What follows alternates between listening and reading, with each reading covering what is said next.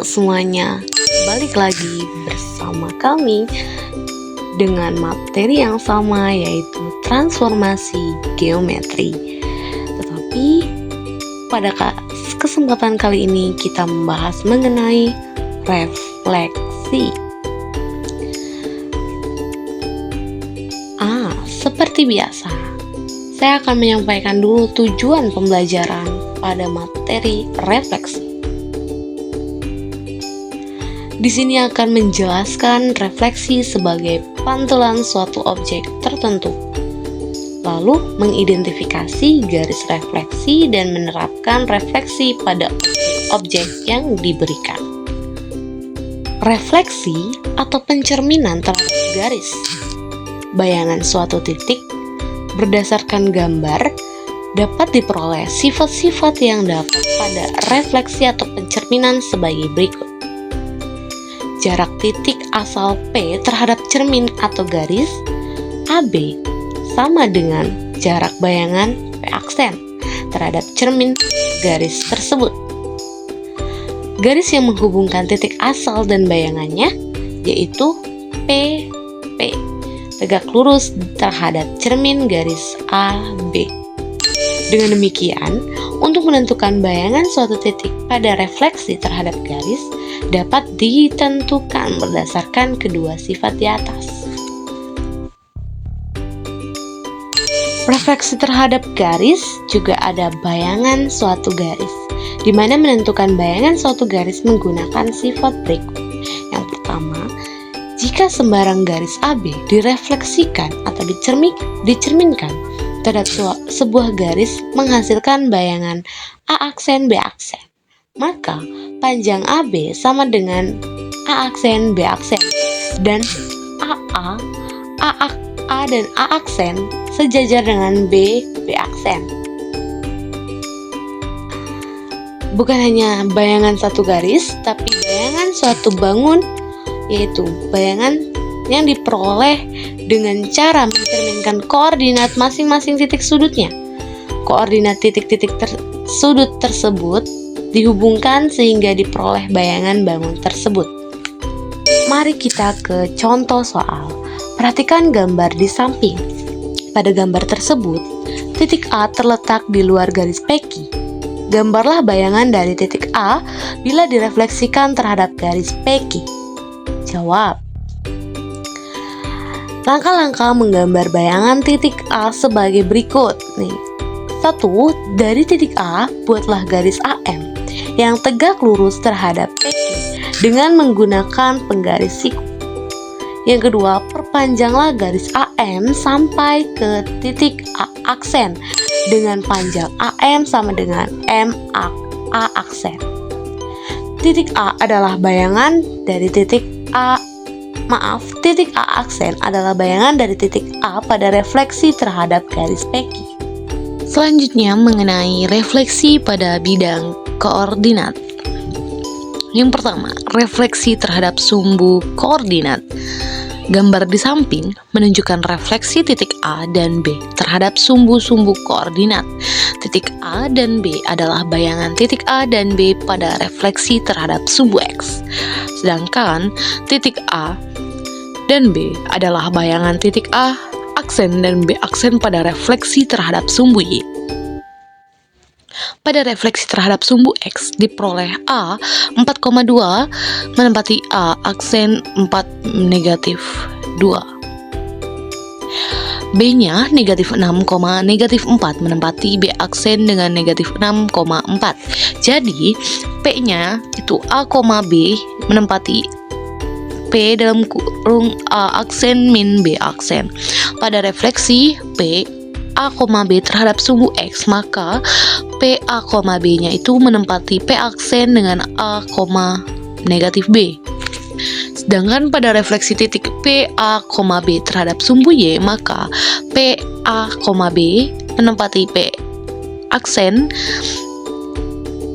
negatif A, B. Contoh soal. Tentukan bayangan titik P negatif 12,25 pada refleksi terhadap sumbu Y. Jawab. refleksi pada sumbu Y itu titik P, A, B menempati P aksen negatif A, B, di mana koordinatnya Y tidak berubah. P negatif 12,25 menempati P aksen dalam kurung negatif 12 dikurangin 25, maka P aksennya adalah 12,25. Jadi, bayangan titik P pada refleksi tersebut adalah P aksen 12,25.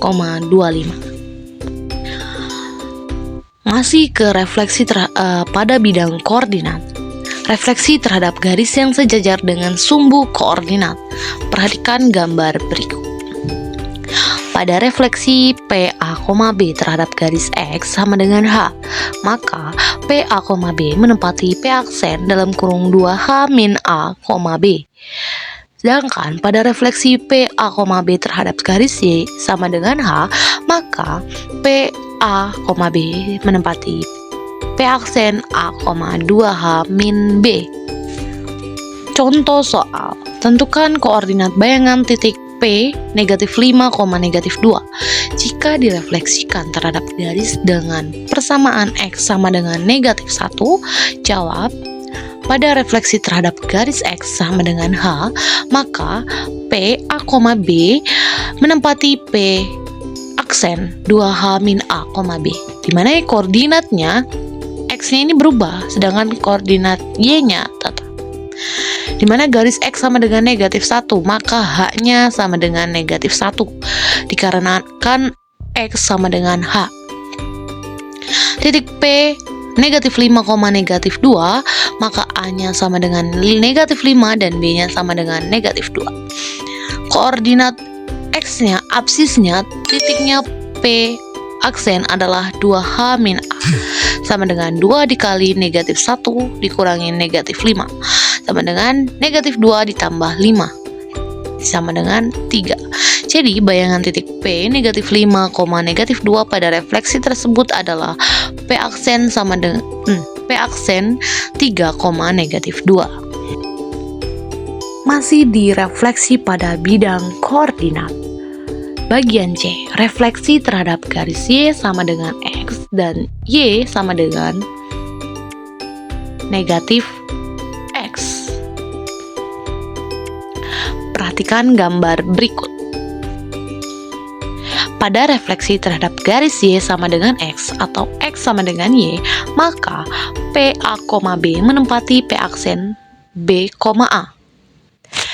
Di balik antara B dan A-nya, yang tadinya A menjadi B, B-nya menjadi A. Pada refleksi terhadap garis Y sama dengan negatif X atau X sama dengan negatif Y, maka P, A, B menempati P aksen negatif B, negatif A.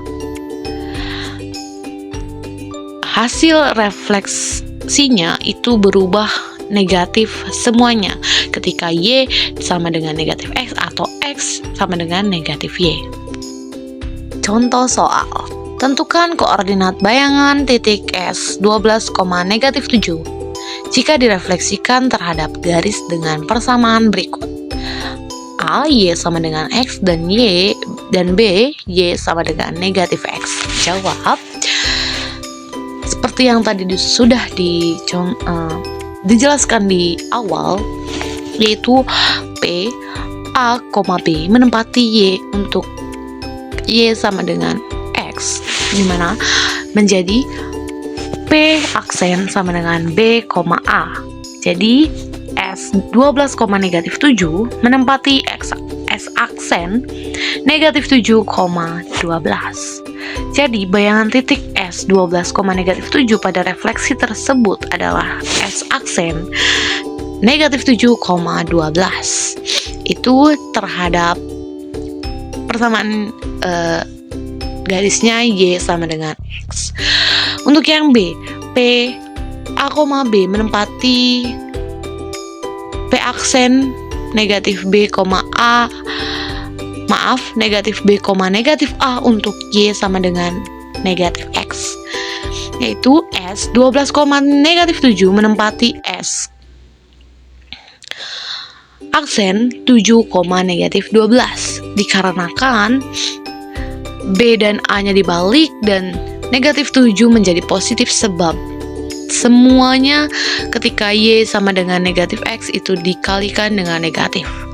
Jadi bayangan titik S 12,-7 pada refleksi tersebut adalah S aksen 7,-12. Pada contoh yang kedua yaitu sifat refleksi, di mana refleksi adalah pencerminan. Ini ada bentuk bangun datar yaitu persegi, yang mana titiknya A 3,4, B 5,6, C-nya 3,8 dan D-nya 1,6. Nah, di sini karena kita merefleksikan terhadap Y sama dengan 2 contohnya ya. Di sini refleksi terhadap Y sama dengan 2. Maka hasilnya adalah seperti ini.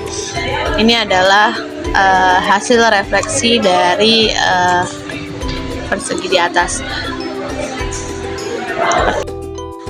Oke, sudah selesai materi mengenai refleksi. Di next video kita akan membahas mengenai rotasi dan dilatasi. Maka dari itu, tetap stay tune di channel kami dan jangan lupa terus tonton materi mengenai transformasi geometri dari kami. Sampai jumpa, bye-bye.